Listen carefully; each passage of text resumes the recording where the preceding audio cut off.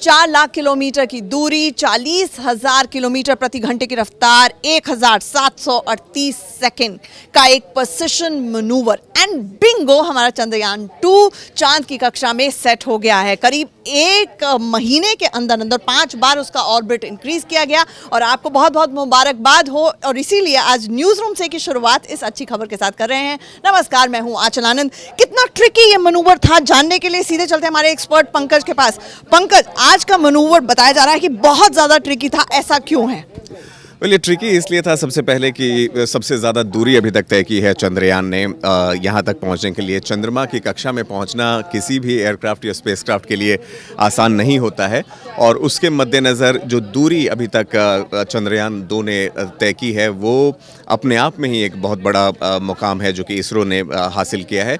ये इसलिए भी इम्पोर्टेंट था क्योंकि हमने देखा था, अभी तक हम लोग सुनते आ रहे थे कि चंद्रयान जब 22 जुलाई को जब उसे छोड़ा गया था तो उसने पृथ्वी की कक्षा के भीतर ही 6 बार चक्कर लगाए थे, जिन्हें हम ऑर्बिट कहते हैं। First orbit, second orbit, third orbit.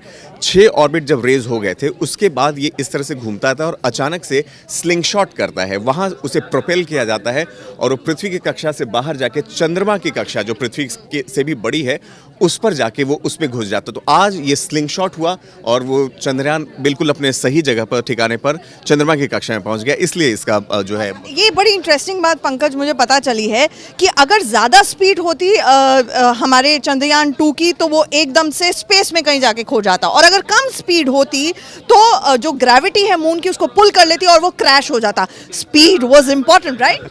Speed का सही कह रही हैं आप, गति की बहुत बड़ी भूमिका होती है इसमें। हमें ये भी ध्यान रखना होता है कि चंद्रमा की जो गुरुत्वाकर्षण शक्ति है वो पृथ्वी के मामले में 1/6 स्थान पे आता है, वो 1/6 है अर्थ के ग्रेविटेशन की।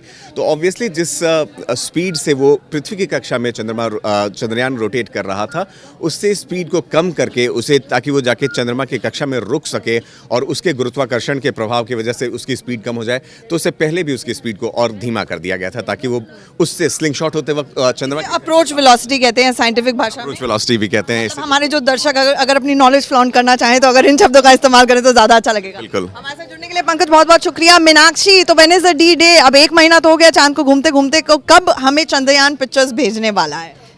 Well we still have some time for that, लेकिन आज का जो ये एक मैन्यूवर था it was very critical as you rightly mention. सबसे बड़ी प्रॉब्लम थी यहाँ पे वेलोसिटी। अगर वेलोसिटी क्योंकि ज़्यादा हो गई तो ये मून मिशन को ये उससे आगे निकल जाता, और अगर कम हो जाती तो पहले ही क्रैश हो जाता।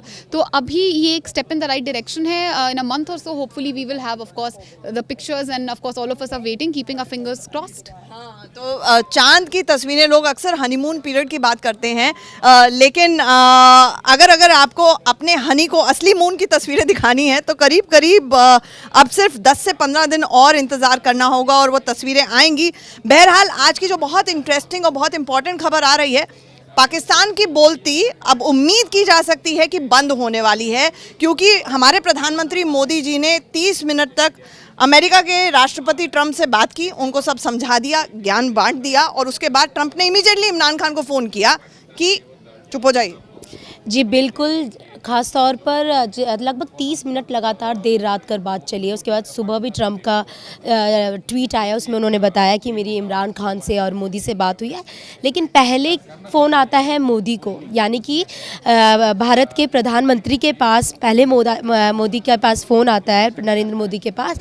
इससे साफ़ हो जाता है कि इनकी जो दोस्ती है वो लगातार जो है बरकरार है। हालांकि बीच में मध्यस्थता को लेकर सवाल उठे थे, लेकिन ट्रंप ने जिस तरह से पहले फ़ोन किया है, हाल जाना है, क्षेत्रीय से जुड़े जो है मुद्दों के बारे में बात करी है। फिर मोदी ने पाकिस्तान का नाम तो नहीं लिया, लेकिन सीमा पार जिस तरह से लगातार घुसपैठ है, आतंकवाद से जुड़े मुद्दे और क्षेत्रीय बड़ा ये रेटोरिक जो जानबूझ के क्रिएट किया जा रहा है, एस्केलेट करने की कोशिश की जा रही है। भाई साइलेंस इज गोल्डन हमें सिखाया जाता है, लेकिन इमरान खान ये प्रैक्टिस नहीं कर रहे हैं। इसका खामियाजा हो सकता है, कभी न्यूक्लियर वेपन्स की बात करते हैं, पुलवामा जैसे अटैक की बात करते हैं, तो आपको लगता है इमरान इमरान खान ने कुछ लेसन सीखा होगा, हमें पता लग जाएगा दिन भर में जिस तरह की स्टेटमेंट। देखिए, खिल्ली तो उनकी बहुत ज़्यादा उड़ रही है पूरी तरह से। नेट पे भी आप देखेंगे, अखबारों में, मीडिया में, तमाम जगह उनकी खिल्ली खूब उड़ रही है, क्योंकि इससे जग जाहिर हो चुका है कि मोदी और ट्रंप की जो दोस्ती है वो बरकरार है और मजबूत है। और दोनों ने जो है क्षेत्रीय से जुड़े सवाल के बारे में भी बात करी है, जिस तरह से मोदी ने उन्हें ये भी कहा है, ट्रंप को खास तौर पर, कि वहाँ के जो नेता हैं वो भड़काऊ बयानबाजी कर रहे हैं, आतंकवाद लगातार जो है घुसपैठ जारी है, और साथ में कई और मुद्दों के पर भी बात करी है। लेकिन मुख्य बात इसमें ये उठती है कि ट्रंप का पहले मोदी को फ़ोन करना, उसके बाद इमरान खान को तवज्जो देना। हालांकि इमरान खान अभी मिलकर आए हैं कुछ ही दिनों पहले मोदी से, तो इससे साफ हो चुका है कि इन दोनों की दोस्ती बरकरार है। और आने वाले समय में अब इमरान जो है वो क्या बोलते हैं ये देखना होगा।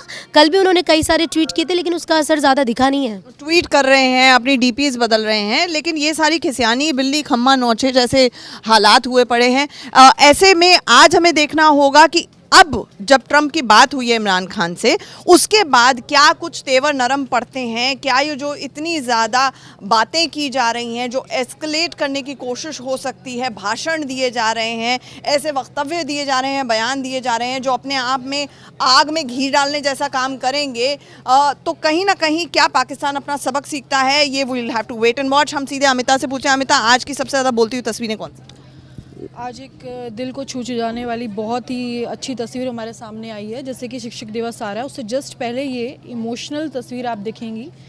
टीचर जो है उनका तबादला हो गया, तबादला हो जाने पर जो छात्र हैं बेहद भावुक नज़र आ रहे हैं कि फूट फूट कर रो रहे हैं। ये गणित का शिक्षक बताया जा रहा है। ये एमपी के कटनी की विजुअल है और वहाँ से पता चला है कि इस शिक्षक का तबादला हो गया था। उसके बाद जो छात्र हैं इतने परेशान हैं, वो नहीं चाहते हैं कि उनके गणित के शिक्षक उन्हें छोड़कर कहीं जाएं,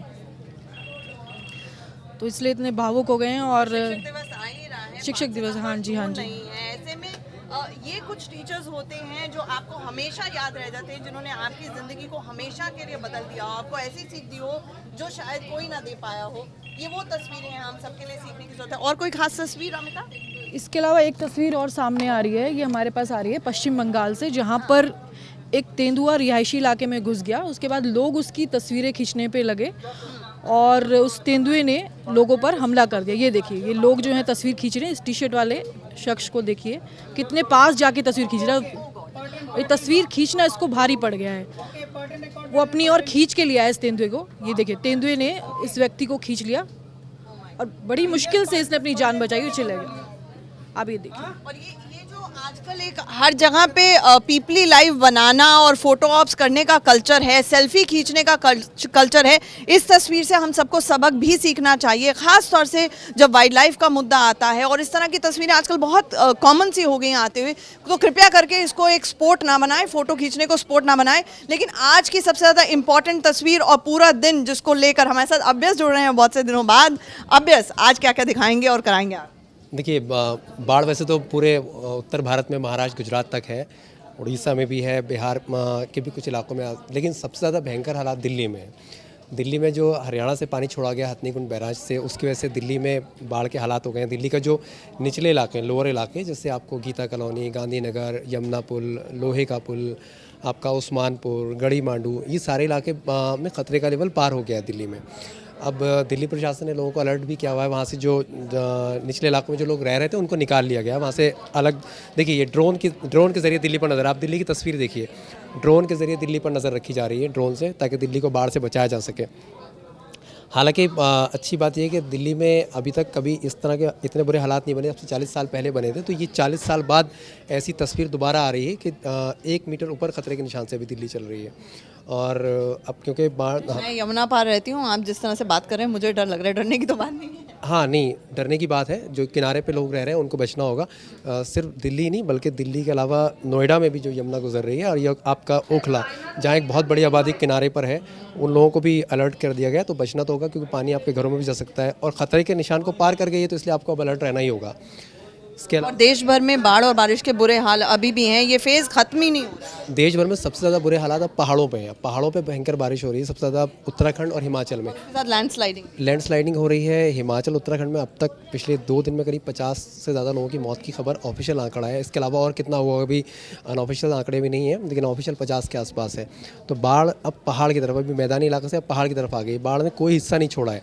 पहले पूर्वोत्तर से आई घूमते हुए, फिर नीचे कर्नाटक में गई, महाराष्ट्र में गई, गुजरात में गई और अब पहाड़ पे से आ रही है। और अब दिल्ली के बाद बहुत दिनों बाद दिल्ली पे बाढ़ का इतना बड़ा खतरा मंडरा है। और मुझे लगता है ये क्लाइमेट चेंज एक बहुत बड़ा विषय है अभ्यस, क्योंकि अब कम दिनों में बारिश होती है लेकिन बहुत ज़्यादा बारिश होती है, जो कि हमारे लिए खतरे की घंटी जैसा बनता जा रहा है।